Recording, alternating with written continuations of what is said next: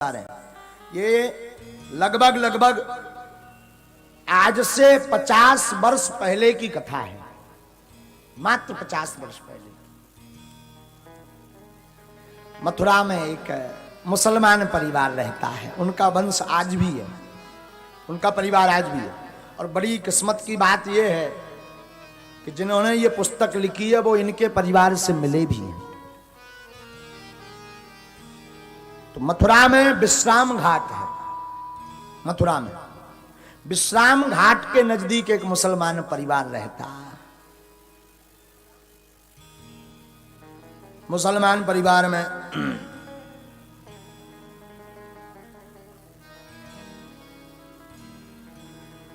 बड़े भाव के साथ पूरा परिवार रहता।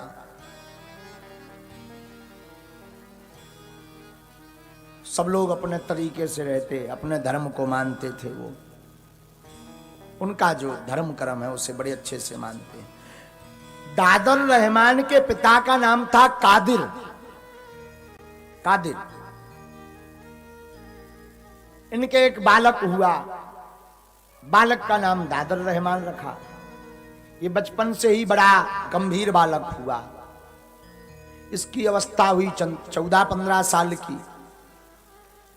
तो ये अपने मित्र के साथ पढ़ने के लिए जाया करता था।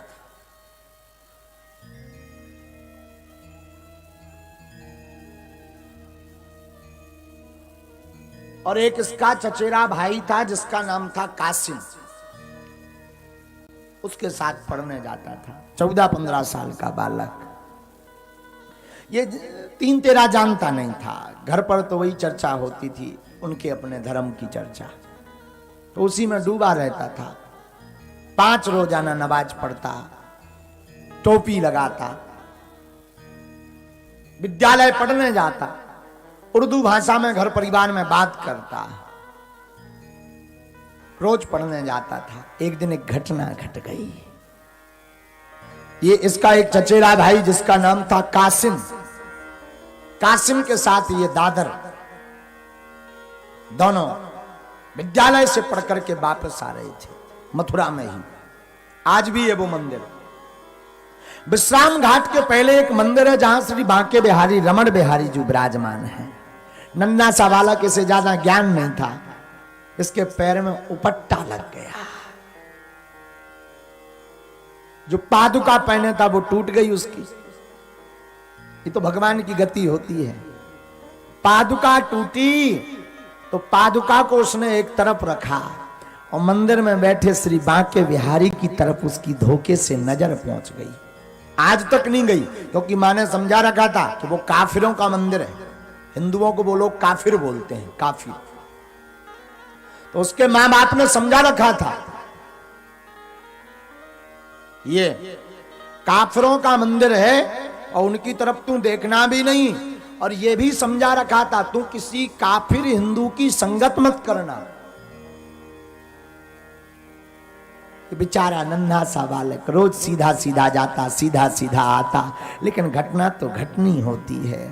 एक दिन वो आ रहा था तो रास्ते में पादुका टूट गई। पादुका टूटी तो वो पादुका को सुधारने लगा। इतने में उसकी नजर मंदिर में बैठे श्री बांके बिहारी रमण बिहारी के ऊपर पड़ गई। रमण बिहारी की तरफ उसने देखा। भगवान श्री युगल सरकार बांसुरी लिए हुए, मोर मुकुट पहने हुए, बढ़िया सुंदर स्वरूप है। बगल में श्री राधिकाजू टेढ़ी खड़ी है, कंधे पर कंधा लगाकर। और महाराज इसके हृदय में न जाने ऐसा कौन सा भाव प्रकट हुआ कि 1.5 घंटे तक एकटक देखता रहा। ऐसे ठाकुर जी से प्यार हो गया। घर आया तो इसने अपनी मां को पूरी बात बताई। उसे अम्मी कहता था, अम्मी आज हमने एक मंदिर देखा। मंदिर में एक सुंदर सा बालक खड़ा हुआ बांसुरी लिए हुए। उसके बगल में उसकी एक दुल्हैया भी है। नाम तो जानता नहीं था। तो बोला उसके बगल में एक दुल्हैया है। दोनों दुल्हैया और वो लड़का बड़ा सुंदर लगता है। उसकी मां जान गई कि ये जो है काफिरों के मंदिर को देखाया है। मां ने डांटा, मूर्ख है, पागल है तू, धूर्त हो गया, लगता है तेरी कापरों से संगत शुरू हो गई है, तेरे पिता को आने दे। वो अपनी भाषा में बोले, अब्बू जान जो भी बोलते हो, आने दे, तेरी गत करवाएंगे। शाम को पिता आए और जैसे ही पिता आए तो पिता ने डांटा दादर को, दादर बड़ा मूर्ख हो गया और पिटाई कर दी एक लठ लेकर के उसकी बेचारे की। लेकिन ऐसे कुछ नहीं हुआ। जब लग जाता है दिल में प्रेम रोग तो दिल का प्रेम रोग में सब दर्द मिट जाता है। जगत का दर्द सह लेता है ये प्रेमी आशिक, जगत का दर्द सह लेता है प्रेमी आशिक।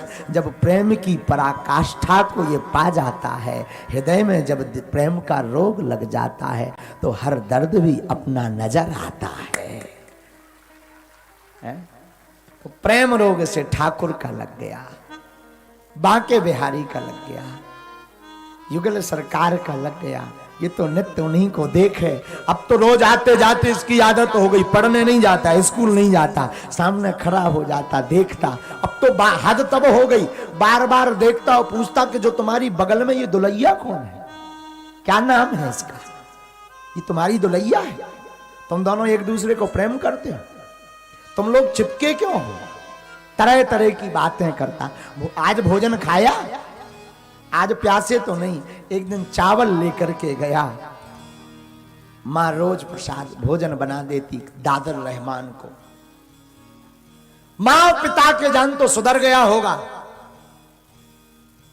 लेकिन इसे तो प्रेम रोग लग गया। एक बात तो बोले, हमारे ठाकुर का जिसने एक बार दीदार किया, हमारे ठाकुर का जिसने एक बार दीदार किया, उसने हर बार, हर त्योहार, हर पल बस उसको ही याद किया।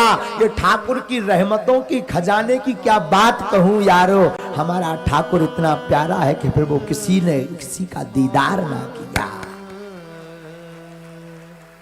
जिसने ठाकुर का दीदार किया वो फिर किसी का दीदार नहीं करता है। ये जो दो आंखें थी हमारी मिल गई हैं श्याम से, अब हमें किसी से नैना लड़ाने की हमें फुर्सत